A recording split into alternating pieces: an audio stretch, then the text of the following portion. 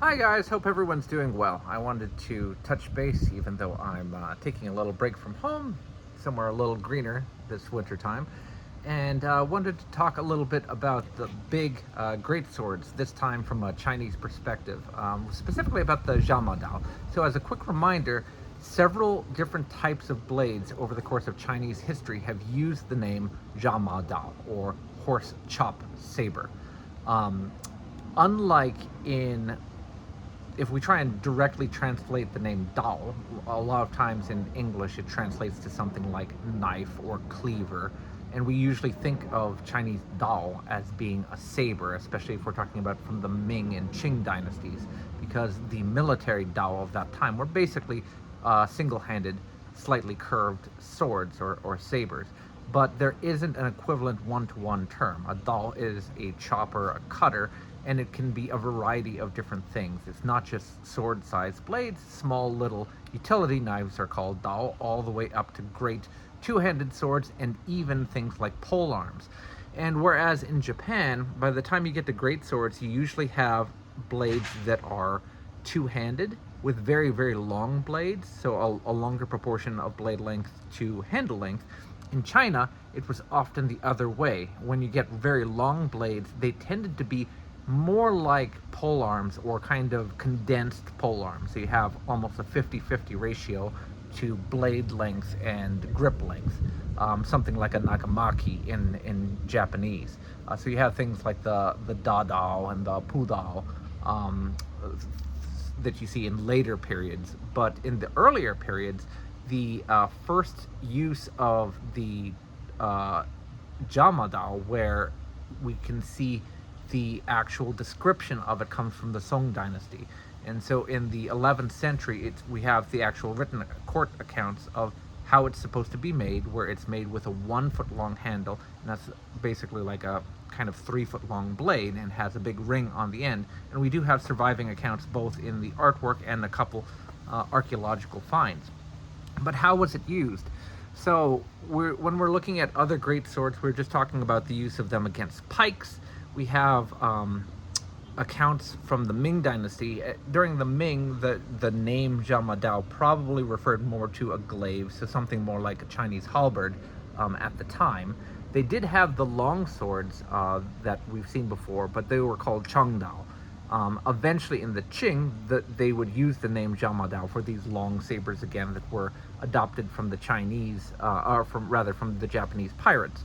But the manuals from Zhiguang that you can find out more about from guys like the Scholar General show mostly training against opposition for things like spears. How was the Zhanmadao used during the Song Dynasty? Well, we have an account here from the History of the Song, volume 144, and in chapter 5, it talks about how these militias should be used going up against the Western Xia army. So the Western Xia Empire was a force that existed provinces around Gansu, basically southern Mongolia. It's existed from the 11th through 13th centuries. They were eventually completely obliterated by Genghis Khan. So, talking about going up against the Xia, we have this description. It's talking about a couple uses of the Song military forces. So, listen, we'll read together. If encountering bandits in mountains or rugged terrain, first use shields against them. Then employ strong bows, powerful crossbows, and divine arm crossbows. So 3 different types of artillery to shoot the forefront of the bandits. This way, arrows won't be shot in vain, but will all penetrate their hearts and reach their vitals. So it's saying, don't just start shooting willy-nilly as soon as you see bandits. Order your ranks, protect yourself, protect your archers, put up your shields first. It says, it just says, use your shields against them. Strong bows, crossbows, and divine arm crossbows. I'm not a crossbow expert, so if someone knows what a divine arm crossbow is, drop it in the comment below. I rely on all of your, or my archery buddies to help keep me up to date on that. When facing bandits in open plains, use crossbows from horseback, allowing you to eliminate them with a single volley.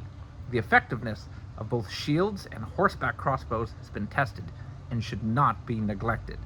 So it's saying, hey, this has been a tried and true, proven technique. Follow them on horseback and use crossbows from a mounted position in order to attack these bandits. So again, dealing with perhaps not a nomadic force necessarily, but perhaps a more mobile force than the Chinese military. And so in order to catch them, they are needing to employ mounted crossbowmen. Now, on to the swords, right? As mentioned earlier, the use of powerful horses for charging and strong crossbows for flanking yields dual benefits. These tactics are effective against both infantry and cavalry of the Western Xia enemies. Among infantry, choose robust, skilled soldiers. Okay, so we're talking about big guys. All armed with Zhanmadao, horse-cutting swords, led by capable commander, similar to the way of Tang, so the Tang that preceded them. Li Zhao employed the Modao, in quote marks. A quick aside, so the Modao is a kind of mysterious weapon from the Tang Dynasty. If we go to LKChen's website, and I'll leave a link to it below, LKChen has reproduced a big two-handed sword from the Tang Dynasty. He calls it the Tang Zhanmadao. Now, prior to his producing it, I had never seen a two-handed sword of that size from the Tang Dynasty. Looking through Tang artwork, etc., had never seen it. But there's been apparently two such finds. I believe they're from Yunnan. I'm not exactly sure. I'd have to go back and check. But at least two swords of such proportions. They basically look like a Tang-style Dao, straight-backed, chisel-tipped, but scaled up to a huge size. He has not gone so far as to call it the Modao, because there are references in Tang period writings about the use of the Modao, which the name escapes me right now. I don't believe it's called the horse sword. It may just be the chopping sword. I don't recall what the transliteration of the name is, but it is described as a large two-handed chopper.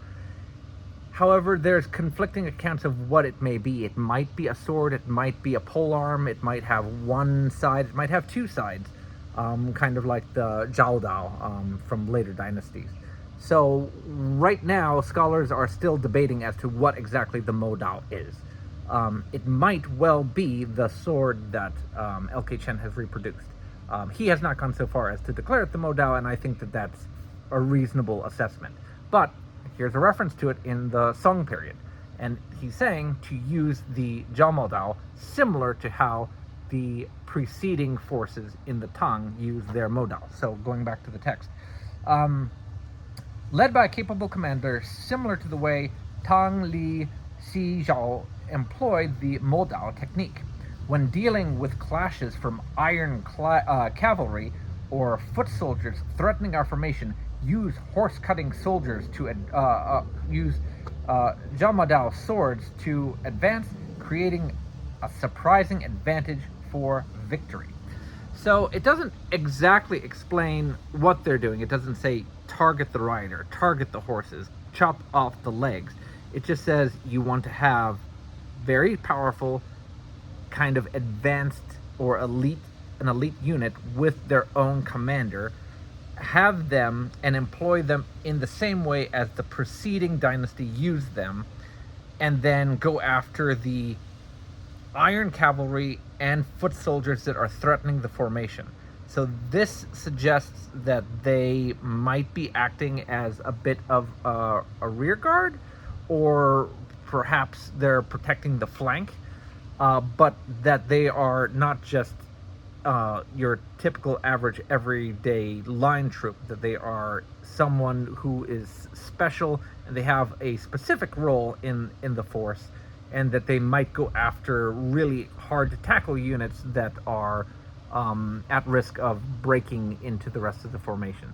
So there might be some parallels with what we were talking about with the halberdiers and the greatsword users in 16th century Europe.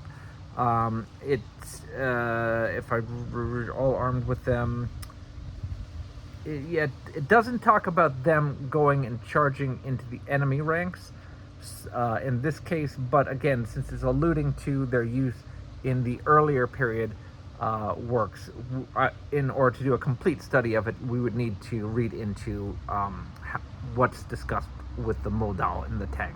Anyway, it's a little visit into Chinese greatsword history. Fascinating weapon. I'll leave us off with a couple of pictures of some surviving swords.